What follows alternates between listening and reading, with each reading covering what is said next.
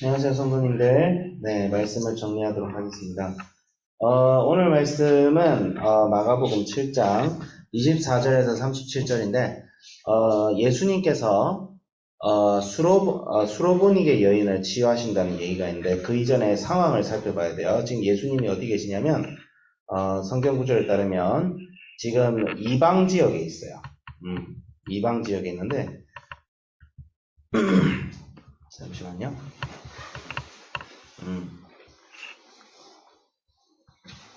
이방 지역인데 이것이 왜 중요하냐?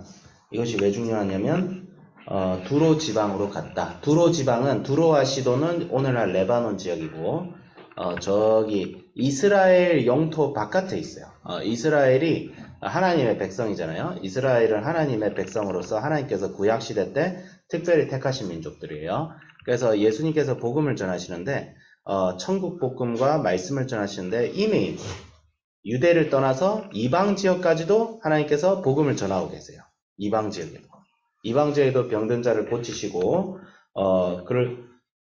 그렇게 하고 있는데 가장 큰 목적은 예수님께서 그 유대인들 있죠. 바리새인들과 이들이 예수님과 그 제자들을 핍박하니까 잠시 피한 거예요. 사실 잠시 피한 거예요. 잠시 피한 건데 예수님께서 그곳에서 자신을 숨기려고 하셨지만 숨길 수 없었다라는 기록이 있어요. 왜 그러냐면 예수님께서 이미 유대 지방에서 많은 사람들의 병을 고치시고 많은 사람들을 치유하신 것이 그 소문이 이미 유대를 넘어서 이방 지역에도 퍼지고 있었기 때문이죠. 그래서 예수님께서 수로보니게 여인이라고 등장하는데 헬라 사람이라고 되어 있어요. 그리스 사람이죠. 그리스 사람이고 보니게 수로가 이제 시리아라는 뜻이고 보니케가 그 페니케아 지역. 그러니까 페니케아는 두로와 시돈을 얘기하죠. 그 다음에 이제 수로보니게 지역에 사는 그러니까 이스라엘 옆 동네에 사는 헬라인이야. 그리스 사람인데 이 당시 그리스 사람들은 전 세계에 흩어져 살았어요. 그래가지고 이제 저기 이스라엘 북쪽에 있는 동네에 살고 있는데 딸이 더러운 귀신이 들렸다라는 얘기가 나와요. 딸이 더러운 귀신이 들려서 예수님께서 그 병자를 처음에 치유해 주세요.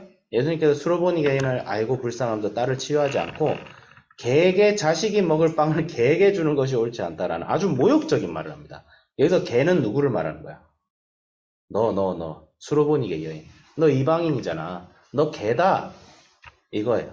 당시 이스라엘 사람들은 이방인들을 하나님의 율법도 알지 못하는 개로 여겼어요. 개로 여겼어요. 당시 유대인들은 그랬어요. 원래 그랬던 건 아니야. 원래 그랬던 거 아니에요. 구원의 문은 이방인이나 이스라엘 사람이나 다 열려 있었어요. 구약 시대에도 열려 있었어요. 사람들이 구약 말씀을 보고 우리가 착각을 할 수 있는 게 구약 때는 이스라엘 백성들만 구원을 받았고 신약 시대에 와서야 이방인들에게도 복음의 문이 열렸다라고 하는데 그것이 반은 맞고 반은 틀렸어요. 정확히는 이방인들도 구약 시대를 할지라도 이방인들은 구원받을 수 있었습니다. 그런데 이제 중요한 것은 적극적으로 복음을 전해서 하나님께서 이스라엘을 통해서 하나님 나라가 적극적으로 임하게 하시는 때는 신약 시대라는 거죠. 네. 그렇다고 구약 시대에는 이스라엘 백성들만 구원받고 이방인들은 그냥 죽든지 말든지 알아서 하고 그렇지는 않았다는 거예요. 그렇지는 않았다는 거예요. 구약에 대해서 구약 따로 신약 따로 책을 읽다 보니까 이런 위험한 착각을 할 수 있는데 당시 이방인들은 상종을 하지 않았어요. 이방인들은 상종을 하지 않았어요. 왜냐하면 이스라엘이 구약 시대를 보면 이스라엘 사람들이 한번 망하잖아요. 그렇죠? 바벨론 유수라고 하나님의 말씀을 거역한 이스라엘 사람들이 바벨론에서 포로 생활을 70년간 하고 돌아왔잖아요. 그래 돌아오고 나니까 이스라엘 사람들이 이제 이스라엘이 아니죠. 유대죠. 왜? 유다 족속을 제외하면 이스라엘이 12지파로 이루어져 있었는데 나머지 10지파들은 다 사라져 버렸거든요. 그래서 이 유다 족속들이 어떤 결의를 했냐면 우리가 하나님 말씀대로 살고 이방인들하고는 절대 상종하지 말아야겠다. 왜? 이스라엘 백성들이 우상 숭배하고 이방인들과 통혼을 했더니 아주 그냥 자기 나라가 멸망당한 그런 아픈 과거가 있는 거예요.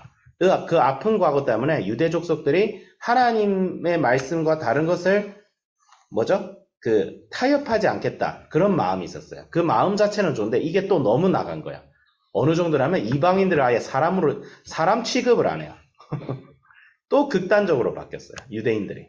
옛날에는 혼합주의 때문에 극성이면 지금은 이방인들을 그냥 개로 여기고 사람으로 여기도 않고 상종도 하지 않는 이런 극단적인 신앙의 자세를 당시 유대 사람들, 특히 바리새인들, 율법과 계명을 잘 지켜서 나는 너희들과 달라 이런 굉장히 종교적인 교만함과 이거 아집으로 사로잡혔던 것이 당시 유대 사람들의 모습이었는데 예수님이 그런 흉내를 내시는 거예요. 왜? 수로보니게 여인의 믿음을 시험하시려고. 근데 수로보니게 여인이 맞습니다. 근데 걔도 빵 부스러기는 먹는다는 거야. 그런 은혜라도 구하는 거예요. 그랬을 때 예수님께서 수로보니게 여인의 딸을 고쳐주셔서 그 딸이 더러운 귀신에서 물러나고 또 예수님께서 그 다음에 무슨 얘기가 나오죠? 31절부터 예수님께서 다시 두론 지방을 나와서 시돈으로 가십니다. 시돈은 두로보다 더 북쪽에 있는 도시예요. 그러니까 이스라엘로부터 더 멀어져요. 예수님께서 이제 여기에도 너무 소문이 도니까 자기가 또 피하려고 또 북쪽에 가시는데 우리 예수님을 또 알고 사람들이 예수님께 몰려듭니다. 그 사람들의 벙어리됨을 고치고 병든 자, 귀신 들린 자를 예수님께서 거기서 고치시며 뭐라고 하시죠? 조용히 해라고. 내가 여기 왔다는 사실 얘기하지 마라. 내가 너희들 불쌍해서 도와주는 거지. 지금은 아직 내 때가 아니다. 그러니까 예수님께서는 사역을 하실 때도 단순히 사람이 많이 몰린다고 해서 자기 이름을 드러내시는 분이 아니셨어요. 철저하게 예수님께서 십자가를 지시기 위하여 3년간의 공생애와 제자를 키우기 위해서. 그러니까 예수님께서 이걸 알아야 돼요. 예수님의 이름이 전파되면 좋은 거잖아요. 그쵸? 병자를 고치고 귀신들도 예수님 보고 하나님의 아들이라고 했잖아요. 그러니까 우리의 상식 같으면 이럴 때 물 들어올 때 노줘야 된다고 계속 이렇게 해야 될 것 같은데 예수님께서 오히려 사람들로 하여금 침묵하게 하세요. 왜 그러냐면 예수님이 여기 3년 오신 목적은 단순히 자기 이름이 널리 퍼지는 것이 아니라 제자들을 키워서 이 제자들로 하여금 자신의 사역이 전파될 수 있도록 계속 제자를 훈련시키는 거예요. 그 다음에 예수님께서 십자가에 죽으셔야죠. 예수님께서는 죽으시기 위하여 제자들을 훈련시키기 위하여 3년 동안 공생애를 하셨어요.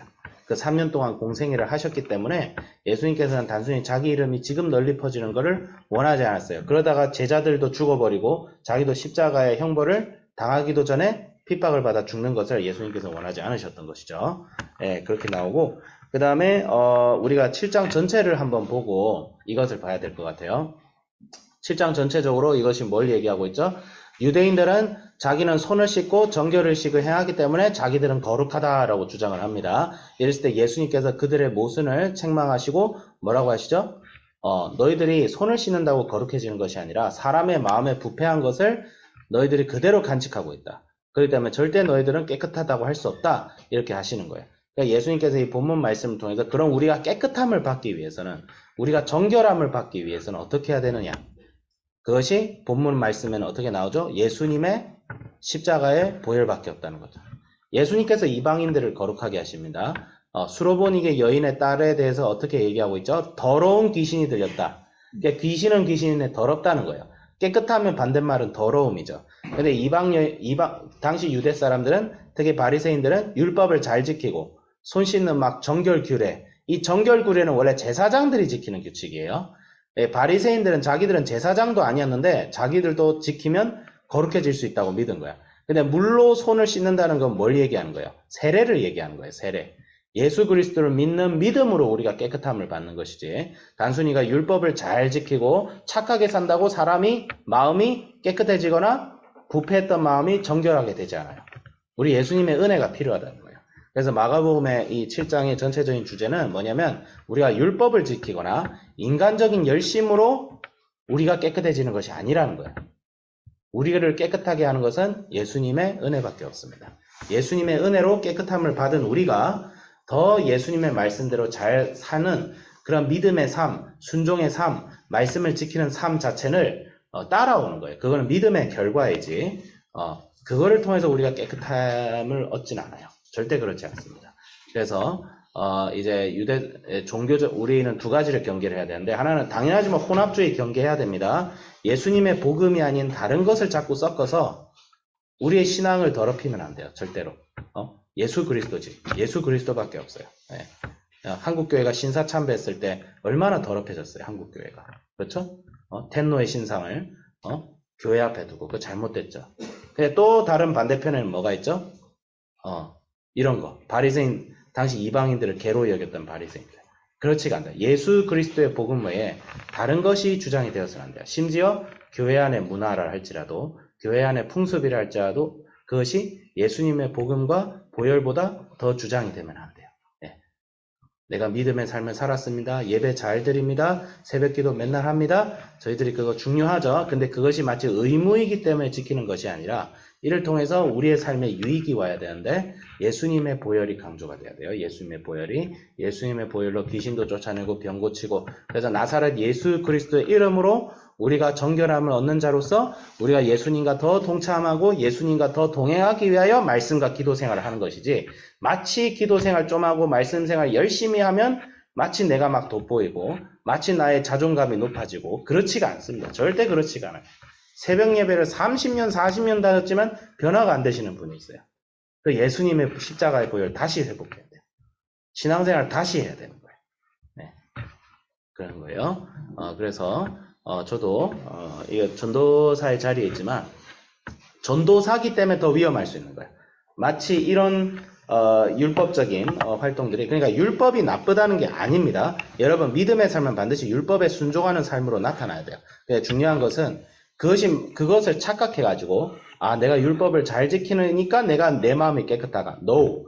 예수님의 보혈로 내 마음이 깨끗해지니까 내가 예수님 말씀대로 더 살고 싶어하는 열매로 나타나는구나. 이렇게 봐야 됩니다. 그래서 더 겸손하게 예수님의 이름과 그 십자가를 더 붙들고, 주님만이 나를 고칠 수 있구나. 이렇게 생각하며 오늘 하루를 우리 모두 한번 살아갑시다. 기도하겠습니다. 하나님 아버지, 감사합니다. 우리가 예수님의 말씀대로 살아가지만 정작 우리의 마음이 부패된 것을 치유하시는 분은 오직 예수님의 절대적인 은혜입니다. 그 사실을 항상 기억하며 살아가게 해주세요. 예수님의 이름으로 기도합니다. 아멘.